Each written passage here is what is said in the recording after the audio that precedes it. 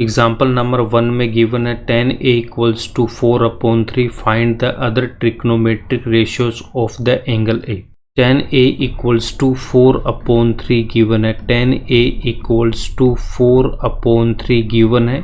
Other trigonometric ratios हमें find out करना है। इसका मतलब sine A, cos A, cot A, sec A, cosec A की वैल्यू फाइंड आउट करना है। एक राइट एंगल ट्राइंगल बनाते हैं, तो यहाँ पे अगर मैं ए बी सी एक राइट एंगल ट्राइंगल बनाता हूँ, ए बी सी एक राइट एंगल ट्राइंगल है और एंगल बी हमने यहाँ पे 90 डिग्री ले रखा है। यहाँ पे हमें एंगल ए गिवन है, तो इसका मतलब 90 डिग्री के सामने ये जो AC है ये क्या हो जाएगी, हाइपोटेनियस। इसको हम कर्ण बोलेंगे H, या फिर इसको हम K से रिप्रेजेंट करेंगे। AB इसका बेस होगा, इसको हम B से रिप्रेजेंट करेंगे, या फिर आधार होगा तो इसको हम A से रिप्रेजेंट कर सकते हैं। एंगल ए के सामने की साइड BC इसको हम परपेंडिकुलर बोलते हैं, या फिर इसको हम लंब बोलेंगे, तो इसको आप L से रिप्रेजेंट कर सकते हो। ट्राइंगल ABC से हम tan A की वैल्यू फाइंड आउट करेंगे। उसके लिए आपको क्या बता रखा कि पंडित बद्री प्रसाद हर हर बोले। हिंदी मीडियम वाले के लिए आपको बता रखा कि लाल बटा कक्का से आप इसको याद रखोगे। tan A की वैल्यू फाइंड आउट करनी है, तो परपेंडिकुलर अपॉन बेस को यहाँ पे क्या बता रखा था आपको, tan थीटा, या फिर अगर यहाँ से हम देखेंगे तो लंब बटा आधार क्या हो जाएगा, tan होगा।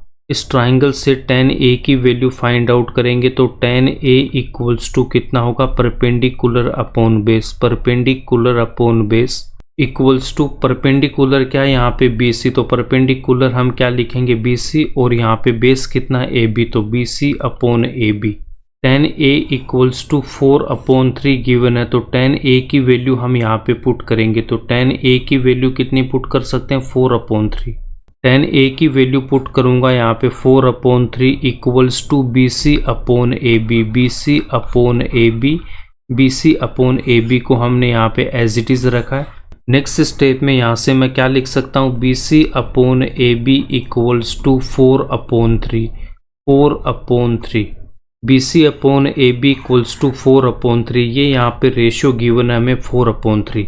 रेशियो जो होता है वो सिंपलेस्ट फॉर्म होता है। इसकी जगह अगर हमें ये गिवन होता 4 के इंटू में 2 और यहाँ पे भी 2, तो ये कितना होता 8/6। अब इसको हम 2 से कैंसिल आउट करते तो कितना था 4/3। 4/3 को अगर मैं 3 से मल्टीप्लाई करता हूँ, तो न्यूमरेटर और डिनोमिनेटर को हमने 3 से मल्टीप्लाई किया। 4 इंटू 3 12/9, तो यहाँ से इसको हम सोल्व करेंगे, 3 से कैंसिल आउट करेंगे 3, यहाँ पे कितना आएगा 4, तो यहाँ से भी कितना आ रहा 4/3। 4/3 है, ये क्या होगा आपका सिंपलेस्ट फॉर्म होगा, तो 8/6 से भी 4/3 आ रहा है, 12/9 से भी 4/3 आ रहा है। 4/3 को अगर हम 1 से मल्टीप्लाई करें, यहाँ पे भी 1 और यहाँ पे भी 1, तो यहाँ से भी कितना आ रहा 4/3 आ रहा है। हमें ये एग्जैक्ट नहीं पता कि ये 4/3 कहाँ से आ रहा है, बट यहाँ पे हम कह सकते हैं कि यहाँ पे ये जो मल्टीप्लाई हो रहा है 1, यहाँ पे कितना हो रहा है 2, यहाँ पे कितना हो रहा है 3 हो रहा है। न्यूमरेटर और डिनोमिनेटर में जो मल्टीप्लाई होगा वो एक सेम नंबर होगा। यहाँ पे या तो 1 2 3 वो कुछ भी हो सकता है, बट वो नंबर होगा वो सेम होगा। 4/3 के मल्टीप्लाई में 1 है, यहाँ पे 2 है, यहाँ पे 3 है। 1 2 3 ये वैल्यू चेंज हो रही है, तो इस वैल्यू को अगर मैं यहाँ पे K से रिप्रेजेंट करता हूँ, नेक्स्ट स्टेप में यहाँ से क्या लिख सकता हूँ, BC upon AB equals to 4/3 को हम K से मल्टीप्लाई करेंगे। 4/3 को हम K से मल्टीप्लाई करेंगे, यहाँ पे भी K लिखेंगे और यहाँ पे भी K से मल्टीप्लाई कर देंगे। BC इक्वल्स टू हम लिखेंगे 4K and AB equals to क्या लिख सकते हैं हम 3K। तो नेक्स्ट स्टेप में यहाँ से लिखेंगे let BC equals to 4K and AB equals to 3K। BC equals to 4K and AB equals to 3K। तो अब इस ट्राइंगल में BC की वैल्यू हम कितनी पुट करेंगे, इसका मतलब परपेंडिकुलर कितना आ गया 4K, AB यहाँ पे बेस है, इसकी वैल्यू कितनी आ गई 3K। अब हमें यहाँ पे इस हाइपोटेनियस की वैल्यू फाइंड आउट करनी है। अब इस राइट एंगल ट्राइंगल में पाइथागोरस का यूज करेंगे, तो हम यहाँ पे लिखेंगे now using Pythagoras theorem. Using Pythagoras theorem. Pythagoras theorem क्या होती है, हाइपोटेनियस का स्क्वायर इक्वल्स टू बेस का स्क्वायर प्लस परपेंडिकुलर का स्क्वायर। कर्ण का स्क्वायर इक्वल्स टू आधार का स्क्वायर प्लस लंब का square.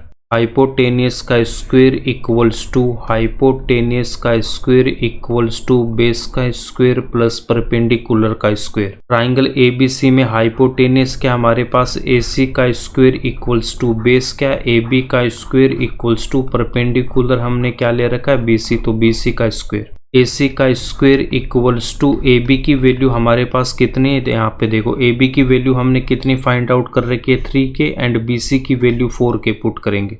AB equals to 3K put करेंगे तो यहाँ पे हम पुट करेंगे 3K का स्क्वायर प्लस BC की वैल्यू कितना 4K, तो 4K का स्क्वायर। देन AC का स्क्वायर इक्वल्स टू 3K का स्क्वायर कितना हो जाएगा 3 का स्क्वायर 9 और K का स्क्वायर कितना होगा K स्क्वायर प्लस 4 का स्क्वायर कितना होगा 16 और K का स्क्वायर कितना होगा K स्क्वायर। AC का square equals to 9K square plus 16K square, तो यहाँ पे कितना आएगा 25K स्क्वायर।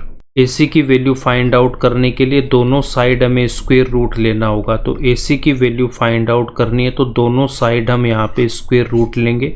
जब दोनों साइड स्क्वायर रूट लेते हैं तो एक साइड हमें यहाँ पे प्लस माइनस लगाना होगा, बट यहाँ पे AC क्या साइड है तो हम माइनस यहाँ पे नहीं लेंगे, ओनली हम यहाँ पे क्या लेंगे प्लस लेंगे। यहाँ से हम क्या लिख सकते हैं AC, ठीक है।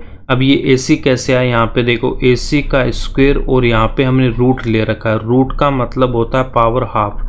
AC का स्क्वायर और यहाँ पे ये जो रूट है उसको हमने यहाँ पे पावर हाफ ले रखा, पावर यहाँ पे मल्टीप्लाई होती है तो AC उसके बाद में 2 को मल्टीप्लाई करेंगे 1/2 से, 2 से 2 कैंसिल आउट होगा तो AC की पावर 1, तो इक्वल्स टू कितना आएगा AC। Square root of AC square को हम क्या लिख सकते हैं AC, तो यहाँ से हमने क्या लिख दिया AC आ गया, ठीक है। रूट 25 इंटू K स्क्वायर, इसको मैं लिख सकता हूँ root 25 into root K square. यहाँ पे फॉर्मूला यूज होगा root A into B equals to root A into root B, तो A इंटू B को हम लिख सकते हैं रूट A इंटू B, तो यहाँ पे A की वैल्यू 25 और B की वैल्यू K स्क्वायर।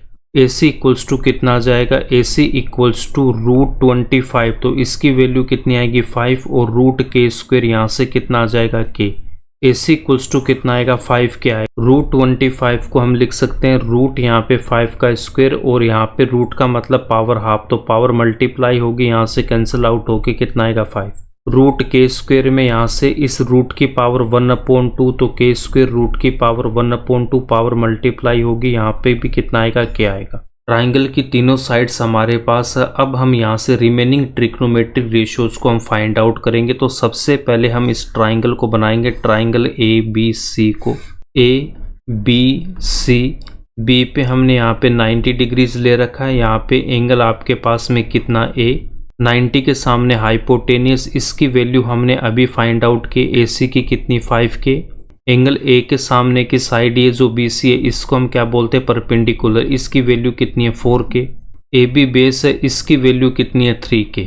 हाइपोटेनियस या फिर हिंदी में कर्ण बोलते हैं तो इसको हम K से रिप्रेजेंट कर सकते हैं, परपेंडिकुलर को हम लंब बोलते हैं तो इसको हम L ले सकते हैं और बेस यहाँ पे आधार, तो इसको हम A से रिप्रेजेंट कर सकते हैं। ट्रिग्नोमेट्रिक रेशियोज फाइंड आउट करने के लिए पंडित बद्री प्रसाद हर हर बोले, या फिर आप इसको कैसे याद रखोगे लाल बटा कक्का से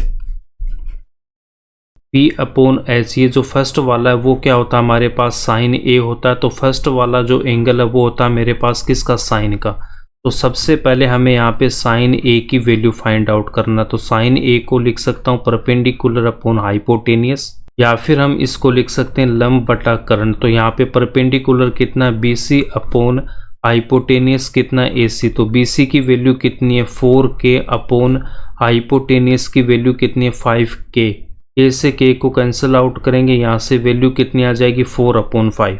बेस अपॉन हाइपोटेनियस, सेकंड वाले को हम क्या बोलते हैं कोस, तो यहाँ पे क्या हो जाएगा आधार बटा कर्ण, ये क्या हो जाएगा cos. Cos A equals to base upon hypotenuse, या फिर इसको बोलेंगे आधार बटा कर्ण इक्वल्स टू बेस की वैल्यू 3K अपॉन उसके बाद में हाइपोटेनियस की वैल्यू कितनी है 5K।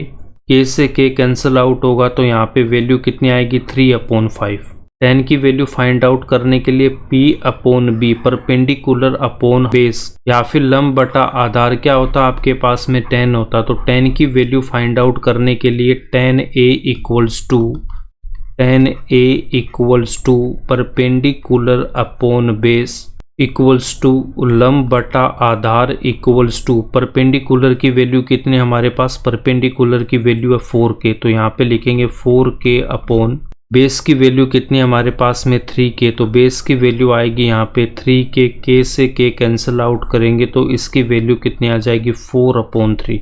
इसके बाद कोट सेक एंड कोसेक की वैल्यू फाइंड आउट करेंगे। कोट के लिए आपके पास में बेस अपॉन परपेंडिकुलर, डिनोमिनेटर से स्टार्ट करना, बेस अपॉन परपेंडिकुलर या फिर आधार बटा लंब क्या होता है, कोट होता है। कोट ए इक्वल्स टू कितना आ जाएगा, नेक्स्ट हमारे पास कितना आ रहा है, कोट ए इक्वल्स टू, इसको हम क्या लिखेंगे, बेस अपॉन परपेंडिकुलर, या फिर इसको हम लिख सकते हैं आधार बटा लंब इक्वल्स टू, बेस की वैल्यू कितनी है आपके पास में 3k अपॉन परपेंडिकुलर की वैल्यू 4k, तो k से k को कैंसिल आउट करेंगे तो यहाँ से वैल्यू कितनी आ जाएगी 3/4।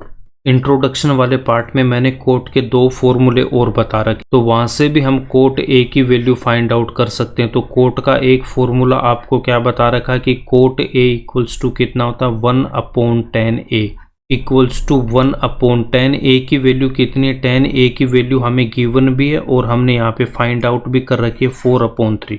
10a की वैल्यू हम यहाँ पे पुट करेंगे 4/3। अब नेक्स्ट स्टेप में ये 3 1 से मल्टीप्लाई होगा तो 1 × 3 डिनोमिनेटर में 4 इक्वल्स टू 3/4। कोट का एक और फॉर्मूला क्या बताया था कि कोट ए इक्वल्स टू किसके इक्वल हो जाएगा, cos A upon sine A, cos A upon sine A equals to cos A की वैल्यू कितनी है, कोस ए की वैल्यू हमने फाइंड आउट कर रखी है 3/5, तो यहाँ पे वैल्यू पुट करेंगे 3/5। साइन ए की वैल्यू पुट करेंगे तो साइन ए की वैल्यू कितनी है 4/5, साइन ए की वैल्यू पुट करेंगे यहाँ पे 4/5 इक्वल्स टू, यहाँ पे ये जो 5 है ये 4 से मल्टीप्लाई होगा और ये जो 3 है ये इस 5 से मल्टीप्लाई होगा, तो 3 × 5/5 × 4, 5 से 5 को कैंसिल आउट करेंगे, यहाँ से भी कितना आ रहा है 3/4।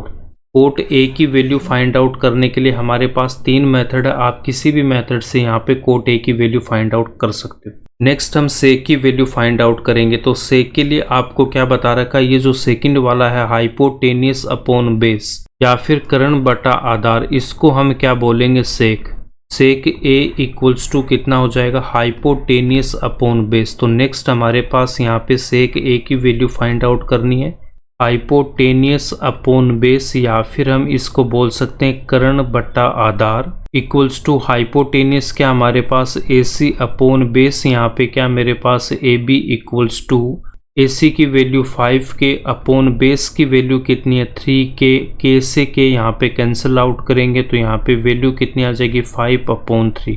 सेक ए की वैल्यू फाइंड आउट करने का सेकंड मेथड क्या, मैंने सेकंड मेथड आपको क्या बता रखा, सेक ए किसको इक्वल होगा 1/cos ए के इक्वल्स टू 1/cos ए की वैल्यू कितनी है, यहाँ पे देखो 3/5, तो cos ए की वैल्यू कितनी है 3/5, 1 से मल्टीप्लाई होगा 5 और डिनोमिनेटर में कितना आएगा 3, तो इक्वल्स टू में 5/3।